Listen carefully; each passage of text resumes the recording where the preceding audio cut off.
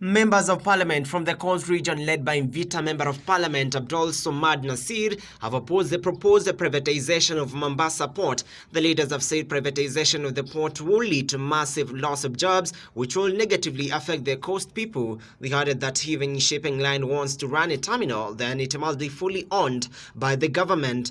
What initially transpired, first and foremost, it was brought as a statute miscellaneous amendment, which again was not just in our eyes, but in actually legally was not the right way to have done this. And initially the government had proposed sweeping powers to the cabinet secretary. We were able to fight the first phase, and we said that yes, there is a need for us to have a vibrant shipping line. This was, the whole amendment had actually been customized for particular business interests. The issue of the people was never at heart. There are many questions that have been raised by members here to those in charge of the maritime industry regarding employment issues, regarding issues to do with unfair practices by foreign shipping lines and their agencies here. Nothing has been addressed to date. So this has nothing to do with our people. It actually had something to do with trying to customize in the perceivement that it is actually Kenya National Shipping Line. And we were able to garner the support, the whole of Parliament. You're aware of what transpired, where we were able to put in an amendment that if a shipping line is to run a terminal, then let it be wholly owned by the government. It was very, very easy for the government to actually say that they're paying back shares. Amount of money that MSC has invested in Kenya National Shipping Line was in the region of about 50 million. It was very, very easy to calculate and say that this is the amount of money that they've been able to put in, and this is the amount of money that they're going to be paid if we wanted to have just the name Kenya National Shipping Line, where ownership would now be 100% Kenyan. We fought the battle, and we actually were able to go through it throughout. You will recall that when the voting was being done, we had initially been told that we had lost. We called for a division where physical counting showed that almost 70% of all members of Parliament were in agreement with us that Kenya National Shipping Line as an entity should be wholly owned by Kenyans. As per the Constitution, Article 115, it gives the President the powers to be able to return back any laws with his reservations through a memorandum. That was communicated to Parliament by the Speaker of the National Assembly, and ultimately, if at all those reservations are to be negated by the National Assembly, then we need to have 2/3, not of those who are currently present in the chambers, but 2/3 of every single person who is known as a member of Parliament. The wording that the President was able to bring in was that it should just be owned or operated. And the danger in this is that we are seeing now an opportunity where someone can simply be able to come and offer shares of 3%, 2% to government and run terminals, which is, when you give a terminal for 33 years or even more, you're giving out our natural resources for a whole generation out. It is an argument that we have insisted on. We respect the constitution of this country, but we are again stressing the fact that we are totally not in agreement with what has transpired. And you want to know the irony of it all. Currently there is a paper that has been tabled, a report that has been tabled in Parliament after whatever happened with the Kenya Airways taking over the Kenya Airport Authority. You're all evident to it. Now they're saying that Kenya Airways should be nationalized. And look at the irony of it all. On one part, you're saying that Kenya Airways should be nationalized. On the other part, you're saying that our shipping lines should be privatized. On one side, you're talking about, no, Kenya Airways cannot be able to run a terminal at the airport. On the other part, you're telling us that, yes, private shipping lines can be able to run our terminals. The danger in this is multifold. It is truly multifold, and we just want it to be known that as much as we respect the constitution of this country, we are totally not in agreement with whatever has transpired. Msimamo wetu kama wabunge ni kuwa hili ni swala ambalo lashika wa Kenya, sio kushika wa pwani peke yake, kwa sababu bandari ya Mombasa ni bandari ambayo imekuwepo katika generation zote. Alipokuwa rais ambaye ni wa kwanza, rais wa pili na rais wa tatu, ambaye rais wa tatu ni katika wale wenye akili nzuri za uchumi, waliweza kuliwacha bandari liendeshwe na wa Kenya. Lakini sasa hivi tunavyokwenda, kulingana na matazamio yao, wamelenga ni ile berth ambayo imejengwa, imemalizwa, na wametumia pesa za serikali karibu bilioni 27. Na kuna ile berth ambayo inaendelea inatumia sasa hivi bilioni 16. Ukichanganya zote ni bilioni karibu 43. Wa Kenya kupitia pesa zetu tumetoa pesa, imejengwa berth bilioni 43. Leo tunataka kuipatia kampuni ambayo haijawahi kuendesha bandari. Kampuni yenyewe ni Kenya National Shipping. Hatukatai Kenya National Shipping, tunataka tuipatie nguvu kama wa Kenya. Lakini tungeanza kwanza kuangalia kazi yao ni ipi ili tuipatie nguvu. Na iwapo ni kampuni ambayo ni ya Kenya wote tunakubali, lakini hii ni kampuni ambayo tunachukua bilioni 43 ambazo tumeziekeza kuweka berth na kuipatia equipment, kuipatia kampuni ambayo si ya Kenya, kampuni ambayo ni Wataliano. Kwa hivyo sisi kama wabunge tumesema hili ni swala ambalo linatuumiza na wa Kenya, kwa sababu bandari, ukiangalia wafanyakazi wanaofanya kazi kwenye bandari si wa pwani peke yake, ni wa Kenya wote.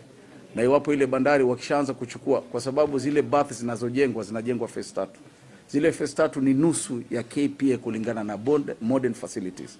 Kwa hivyo sisi kama wabunge ndio maana tumesema hili ni swala ambalo limetuzidia kulingana na bunge, kwa sababu kumetoka uvumi kuwa wabunge wa pwani wako katika biashara kuhakikisha huu mswada ama sheria hii imeangushwa. Lakini sio kibiashara. Sisi tuko wabunge wa kutoka kila sehemu na kila mmoja anawakilisha watu wake. Lakini kwa sababu imekuja kupitia kwa rais, tunatoa heshima, lakini tunasema kama wabunge hiyo si sawa na ni ngumu sisi kukubali, kwa sababu wananchi wetu wataumia. Haya ni mambo ambayo yamefanyika, na hii itatu affect generational. Sisi tunaita hii ni generational theft, na hatuwezi kukubali kama wabunge. Asanteni sana. Ufafanuzi kamili wa kujua ni nani mmiliki, lakini tunajua lile ni shirika ambalo ni la Utaliani, linamilikiwa na Wataliani. Tatizo letu sisi kubwa, hatuzungumzii kwa niaba ya watu wa pwani peke yake. Huu ni mradi ama ni jambo ambalo tulipigania kwa Wakenya kwa jumla. Kwa hivyo hatutaki pia lionekane kwamba hili swala sisi tumesimama kwa ajili ya wapwani, kwa sababu lile jambo ambalo linaendelea hivi sasa halitoathiri watu wa pwani peke yake. Katika bandari ile, idadi kubwa tukisema kwa ukweli si ya wapwani, ni ya Wakenya. Kwa hivyo sisi tunapopigania hili swala, hatupiganii kwa swala kwa niaba ya watu wa pwani. Tunapigania umiliki ubakie kwa serikali, kwa sababu sisi twachangia katika utoaji ushuru wa hii nchi. Jambo la kushangaza ni kwamba lile shirika ambalo ni MSC ambalo limepatiwa, limenunua share mwaka 1997 kwa milioni 50. Toka mwaka 1997 hoja za serikali walizoleta ni kwamba shirika hili litabuni ajira, lakini toka mwaka 1997 wao wakiwa wamenunua share, watuambie wamebuni ajira gani? Hii imeonyesha wazi serikali ya kwamba shirika ambalo sisi tulaliamini, ambalo lina umiliki wa mabandari ambalo ni KPA, imeonyesha kwa Wakenya ya kwamba serikali imesema KPA haina nguvu ya kuweza kubuni ajira na kukusanya pesa ambayo itasaidia nchi yetu, mpaka tutafute shirika ambalo ni la kigeni ili kusaidia nchi. Asanteni.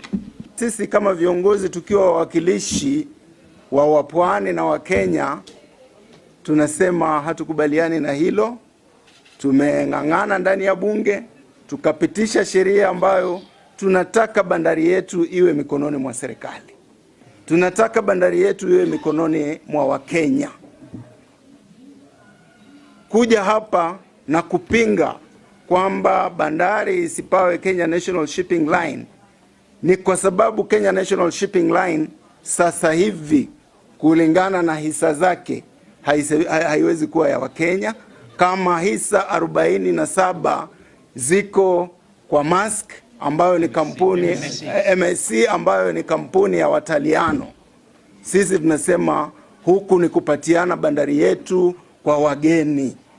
Na sisi rais, tunakuomba hii sheria ambayo jana umerudisha bunge, na kwa sababu hatukuweza kupata hiyo theluthi tatu ya wabunge, theluthi mbili ya wabunge na kuipinga, sisi tunakuomba uangalie wakazi wa pwani wanasema nini, uangalie wapwani wanasema nini.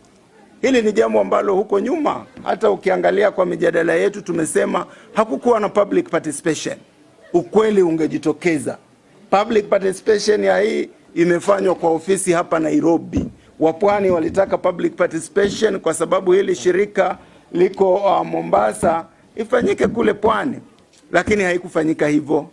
Kwa hivyo sauti tunazozitoa ni kwamba hatukubaliani na rais.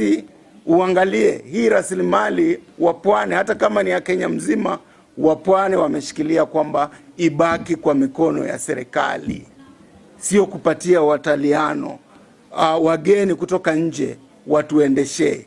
Sisi hatujashindwa. KPA yenyewe imeendesha vizuri na tumekuwa tukipata faida ya zaidi ya bilioni 9 kila mwaka, na hii ni faida mzuri. Ile ambayo inaenda kufanyika saa hizi ni faida hii sasa itagawanywa mara mbili. KPA wachukue 53% ambayo itakuja kwa serikali, na Maersk wachukue MSC wachukue asilimia 47.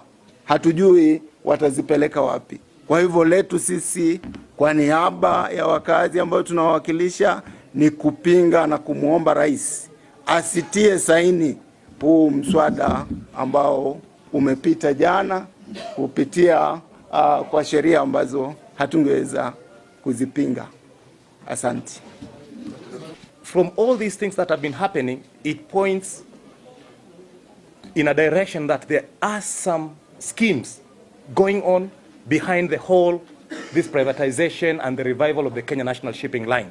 Like the way my colleagues have said, Kenya National Shipping Line is owned by Kenya Ports Authority with 53% shareholding and 47% by by Mediterranean Shipping Company.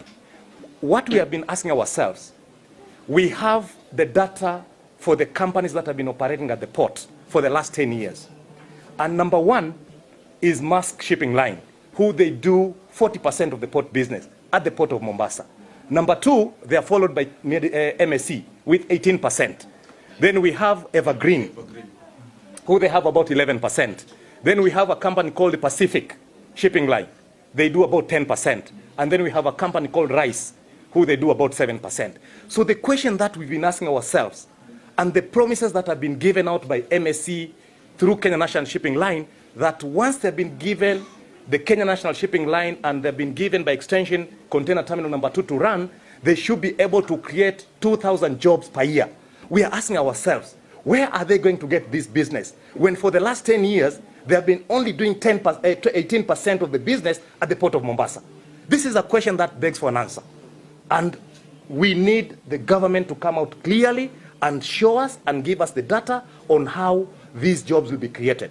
Because the biggest fear that we have today, and it has been already aired out, KPA, once this process goes forward of handing over container terminal number 2, 4,000 Kenyans will lose their jobs.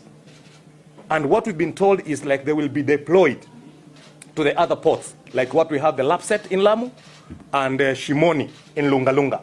These are the new ports that are coming online. So if we are going to deploy people, are we really creating employment, or are we actually killing the hopes of Kenyans? So, ladies and gentlemen, this is a serious matter, and we need the media to be with us and work with us on this matter. Thank you very much. Thank you. Reporting for the Kenya Digital News, my name is John Matava.